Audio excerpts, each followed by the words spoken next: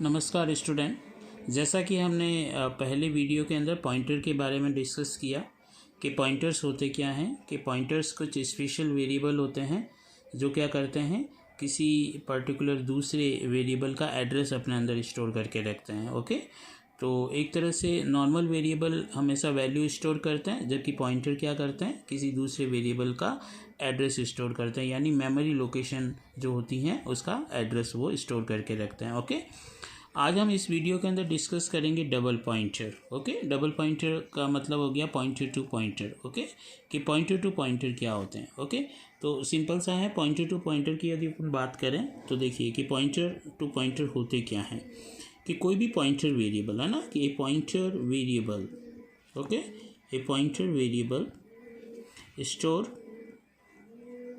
The address of another pointer variable। Okay, another pointer variable। Okay, जबकि normal pointer क्या करता है, किसी वेरिएबल का है ना एड्रेस स्टोर करता है। ये क्या करेगा, एक पॉइंटर वेरिएबल होगा और एक दूसरा और पॉइंटर वेरिएबल होगा, तो उस दूसरे पॉइंटर वेरिएबल का एड्रेस ही अपने अंदर स्टोर करके रखेगा, तो उसे हम कहेंगे पॉइंटर टू पॉइंटर। ओके, तो वो आपका कहलाएगा पॉइंटर टू पॉइंटर। ठीक है, तो is known as a pointer to pointer, या इसे डबल पॉइंटर भी हम कह सकते हैं। ओके, चलिए अब ये पॉइंटर टू पॉइंटर हम बनाएंगे कैसे, तो इसका भी सिंटैक्स जो होगा वो कुछ इस तरह से होगा।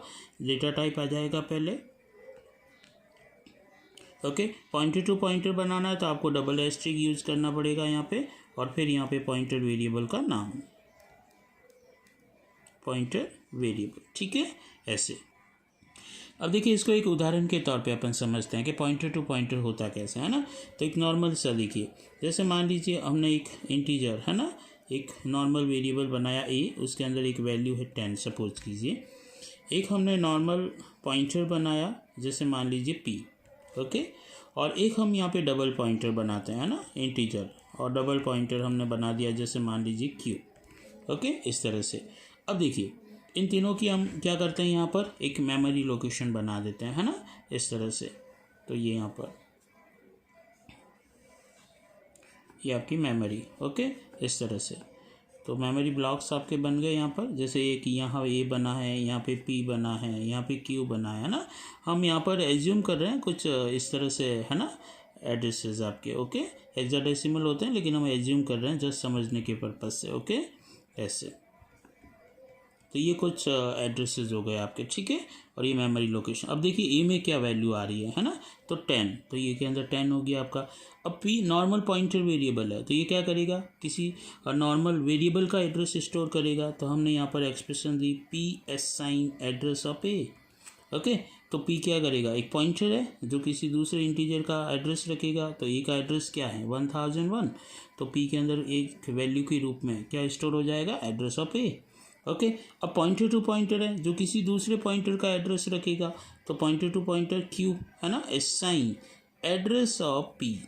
ओके, अब देखो पी आपका पॉइंटर है और ये भी पॉइंटर है, तो ये पॉइंटर क्या कर रहा है, इस पॉइंटर का एड्रेस रख रहा है, तो ये पॉइंटर टू पॉइंटर हो गया डबल पॉइंटर।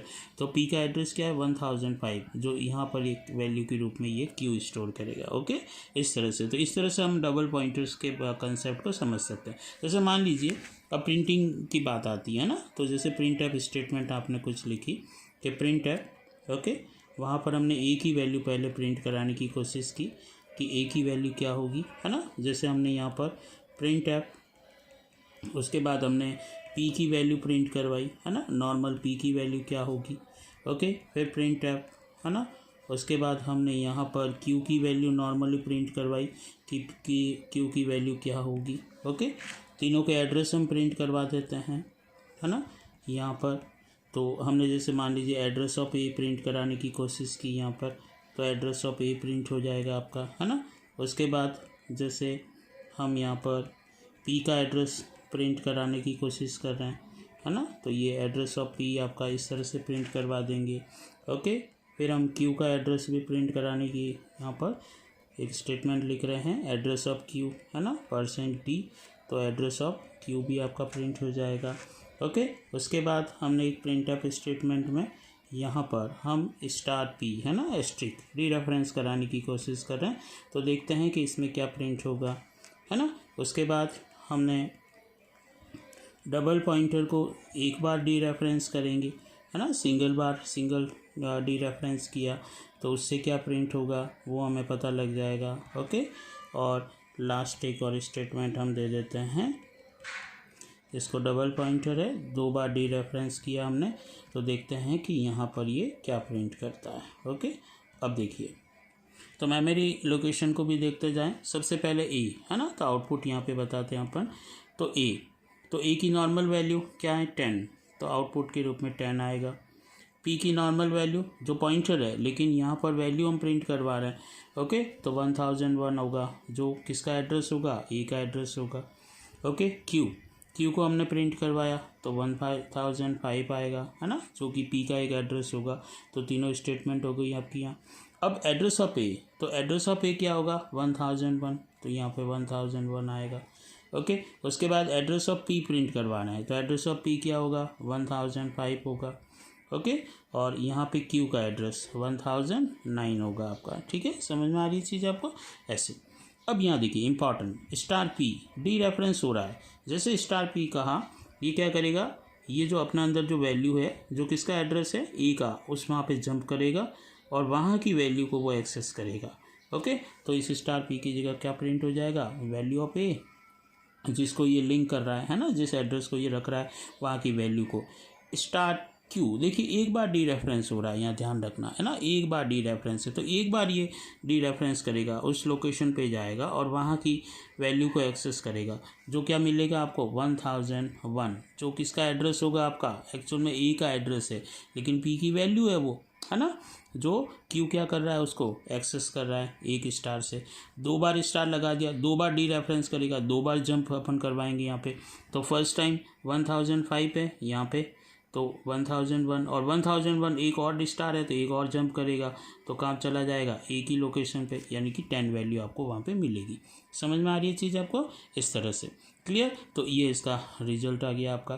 तो कहने का ये मतलब हुआ कि कहीं पे भी हम, जैसे ये स्टेटमेंट, जैसे मैं यहाँ पे वापस बता देता हूँ, ए असाइन A+5 लिखा, या कहीं पे भी मैं star P S sign star P+5 लिखा, या कहीं पे भी मैंने डबल एस्ट्रिक करके Q assign double asterisk Q+5, तो इससे क्या होगा, ए के अंदर वैल्यू क्या हो रही है आपकी, जो भी वैल्यू 10 है उसको चेंज करके 15 बना रहा है, तो स्टार पी भी तो उसी लोकेशन को एक्सेस कर रहा है, तो वहीं पे भी आपका 10 एक्सेस होगा, +5 करेगा तो 15 हो जाएगा।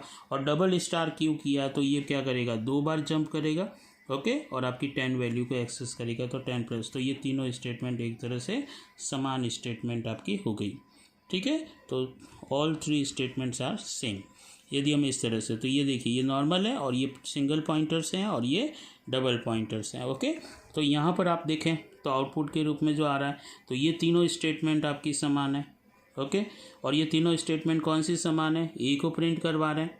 ओके, उसके बाद आप स्टार पी को प्रिंट करवा रहे हैं और इसको यहाँ, तो ये तीनों स्टेटमेंट सेम हो गई है आपकी, है ना। तो इस तरह से, ठीक है, तो आप इस तरह से क्या कर सकते हैं, पॉइंटर्स, डबल पॉइंटर्स को आप अच्छी तरह से समझ सकते हैं। तो ये हमारे पास जो लेक्चर था वो पॉइंटर टू पॉइंटर था।